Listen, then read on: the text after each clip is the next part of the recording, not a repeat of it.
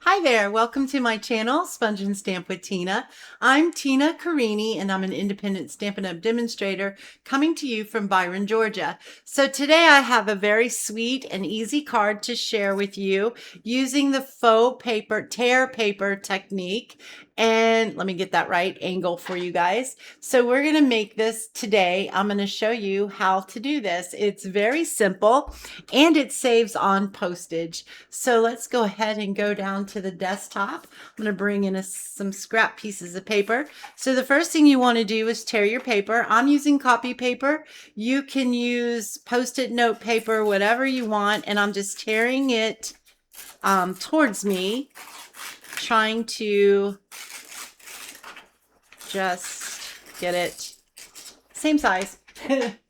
Where it's not too much of a wider on one end or the other end. Hope that just made sense. So then I've got my copy paper here because we're going to be using a blending brush and some ink.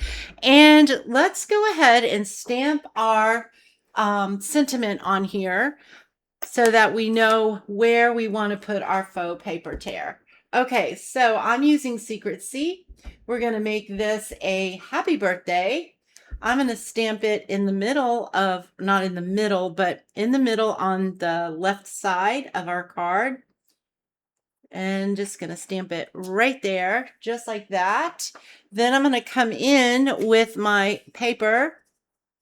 And I think I want it to be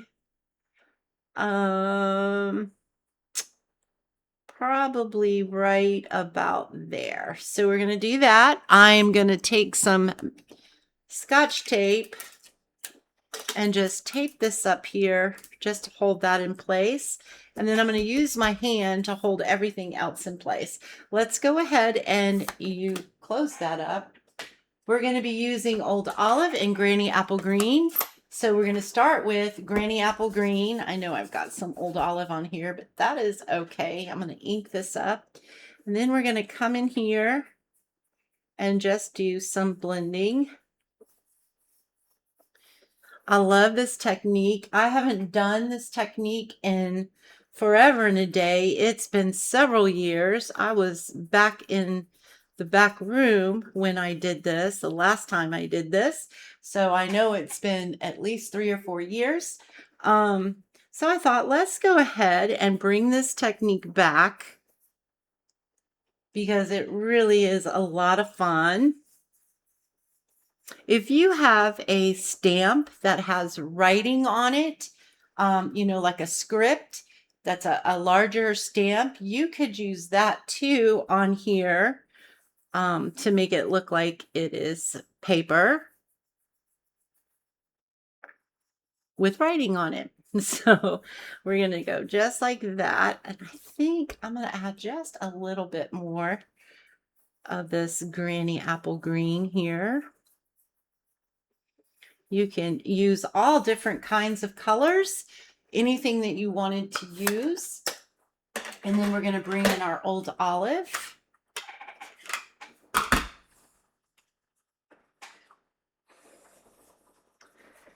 And I'm going to just come in here with that. Just like this. Get this darker and darker. It almost doesn't look like there's much of a difference there, but it's coming along.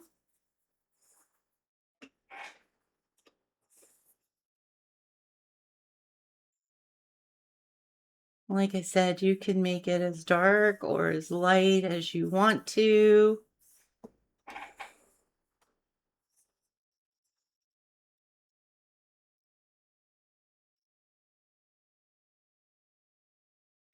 But I'm good with that. But if you were going to, I'm going to make it a little bit darker, just a tad bit darker here. So if you wanted to do the writing, this would be when you would stamp it before you remove that so that your writing and all of it would be in alignment. All right, so we are going to go ahead and look at that. Is that not cool? I love that so much. And now all we've got to do is stamp our leaf. I'm going to use Mossy Meadow for our leaf. So we're going to bring in some Mossy Meadow. I need my piercing mat for this leaf. It just helps stamp a nice crisp image. I'm going to ink this up. And then wherever you want to put your leaf, I'm going to put it right about here. Just stamp that down. You could even do them. Oh, I had something on there. Well, we're just going to leave that alone. Piece of paper or something. Well, sure did. Oh, well, we're just going to leave that. You know, sometimes in real life, you get leaves that have areas like that where they have a little splotchiness. So we're going to leave that. All right. So now all we got to do is bring in, we're going to use Mossy Meadow cardstock for our base. We're going to bring that in. I'm going to get my bone folder. Give this a nice little crease of burnishing there, and then we're just going to layer this on here. Now, if you didn't care about having a little bit of dimension on there, you could pop this up if you wanted to, but for postal purposes, I'm going to leave this just like it is because I am going to put some embellishments on here. Actually, this one I'm not. I'll just bring back in the other cards so that you could see it with embellishments. All right, so there we go. So now what I am going to do is put a little bit of twine right there at the bottom of the leaf. I almost kind of like that little spot on there. All right, I hope you guys like this technique. I hope that you give it a try. And maybe it's the first time that you've actually seen this technique and you can give it a try. It's super easy, as you can see, and it makes for a fast card that isn't going to cost you an arm and a leg and your firstborn child at the post office. Okay. All right, I'm just going to give that a little trim there and a little trim here. We're going to take a little glue dot. I'm going to roll it up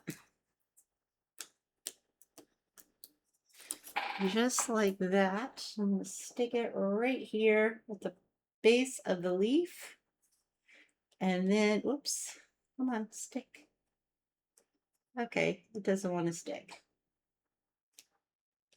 There we go. And then we're going to stick this little twine right here, just like that. And there we go.